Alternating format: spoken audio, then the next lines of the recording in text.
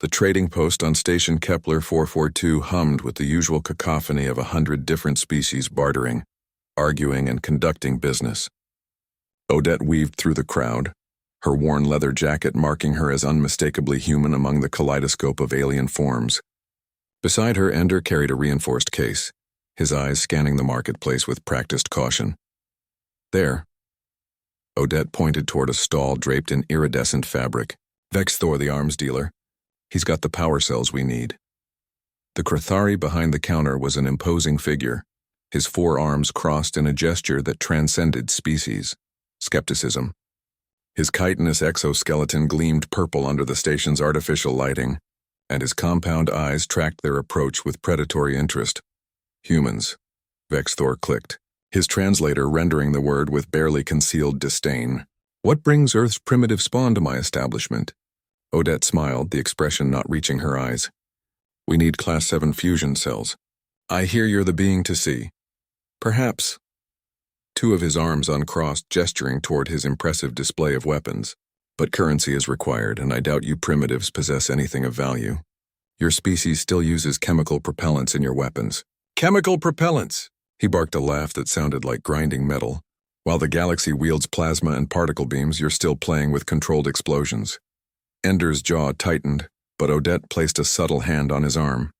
She'd dealt with enough xenophobic traders to know that losing her temper meant losing the deal. Those chemical propellants, she said calmly, have served us well for centuries. Vexthor seized upon this. Exactly my point.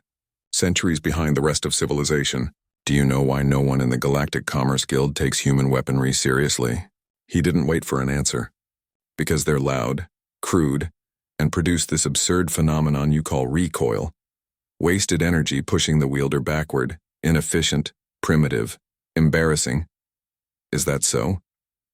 Odette's smile widened slightly. And yet I notice your security personnel carry Zethian pulse rifles. Military grade. The finest in the quadrant, Vexthor preened. How much for one? Just to compare. The dealer's mandibles clicked with amusement. 3,000 credits. Far beyond your means, I suspect. But since I'm enjoying this conversation, I'll make you an offer. If you can demonstrate that your primitive human firearms are superior to galactic standard weapons, I'll give you the fusion cells. Free. Ender leaned in. Odette, this is a bad idea. And when I prove you wrong, Vexthor continued, you leave my establishment and never return. Additionally, you spread word throughout the human sectors that Vexthor's assessment of your species' technology is absolutely correct. Odette extended her hand. Deal. The Crithari's manipulator enveloped her hand, sealing the agreement. The station's range is on level 14, 1 hour. Don't be late. The firing range was a stark, reinforced chamber designed to contain the discharge of weapons that could vaporize steel. A small crowd had gathered. Word spread fast on Kepler 442, and the prospect of watching a human humiliate herself was apparently prime entertainment. Vexthor arrived with an entourage, carrying a Zethian pulse rifle that hummed with barely contained energy. Standard targets at 50 meters. Most hits wins. I'll even let you shoot first. Odette nodded to Ender, who opened their case. Inside, nestled in foam, was a weapon that made several aliens step back. A Barrett M82A1, the iconic 50 caliber rifle. That's your weapon? Vexthor's translator couldn't quite capture his derision. It's enormous. How do you even carry it into battle? Carefully, Odette replied, setting up the rifle on its bipod. She loaded a magazine with practiced efficiency, each round as long as her hand. The crowd murmured, some with curiosity, others with poorly concealed mockery. Vexthor stepped to his firing position, shouldering the pulse rifle with two arms while his other two steadied his aim. Watch and learn, primitive, he fired. The pulse rifle emitted a sharp whine and a bolt of superheated plasma lanced downrange, punching a clean hole through the center of the target. He fired 9 more times in rapid succession, each shot nearly identical. 10 perfect hits, no recoil, no muzzle flash, no sound beyond the weapon's charging hum. The crowd chittered and clicked their approval. Your turn, Vexthor said smugly. Odette settled behind the Barrett, checking her sight picture. The rifle was a beast, 30 pounds of steel, aluminum, and human engineering. She controlled her breathing, feeling Ender's steadying presence beside her. This weapon, she called out, was designed to destroy vehicles, pierce armor, and engage targets at distances your pulse rifle can't even calculate. The recoil you mock? That's Newton's third law. For every action, an equal and opposite reaction.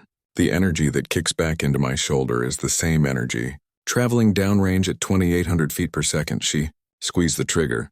The Barrett roared. The sound was apocalyptic in the enclosed space. A thunderclap that rattled teeth and made several aliens clutch their auditory organs. The muzzle brake redirected the explosive gases, creating a pressure wave that disturbed the air itself. Odette rode the recoil, her entire body absorbing the tremendous force, and sent a half-ounce of copper-jacketed lead screaming downrange. The target didn't just get a hole punched through it. The target exploded.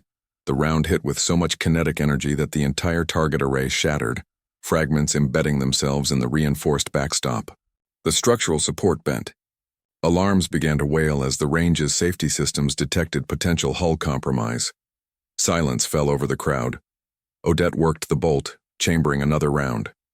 She fired 9 more times, each shot a declaration of human ingenuity, each impact devastating.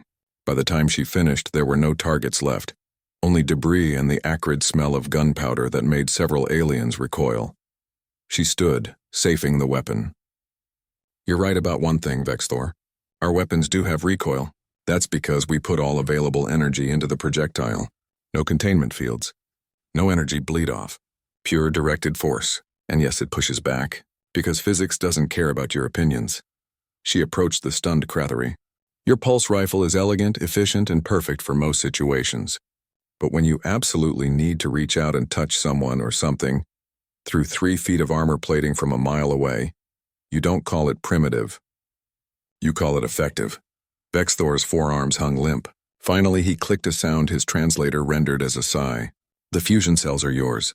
Level 7, 4 units as promised. As they left, Ender grinned. You know, half the station probably thinks we're insane now. Odette patted the rifle case.